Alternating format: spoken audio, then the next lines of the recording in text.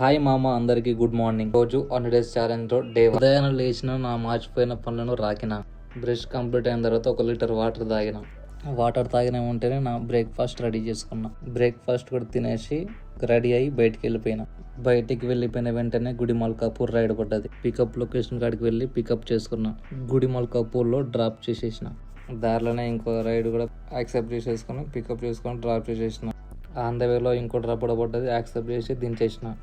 అంతలోనే మనకు ఒక చిన్న పార్సల్ డెలివరీ పడ్డది, పికప్ చేసుకుని అది కూడా లొకేషన్లో ఇచ్చేసిన. వచ్చే దారిలో చికెన్ బనానా తెచ్చుకున్నా. పార్సల్ ఇచ్చేసి ఇంటికి వచ్చి నా లంచ్ కంప్లీట్ చేసుకున్నా. ఈవినింగ్ 5కి ప్రీ వర్కౌట్ మీల్ తినేసి జిమ్కి స్టార్ట్ అయిపోయినా. అక్కడ పోయిన తర్వాత ప్రీ వర్కౌట్ తాగేసి ఈ రోజు వచ్చేసి బైసెప్ ట్రైసెప్ వర్కౌట్.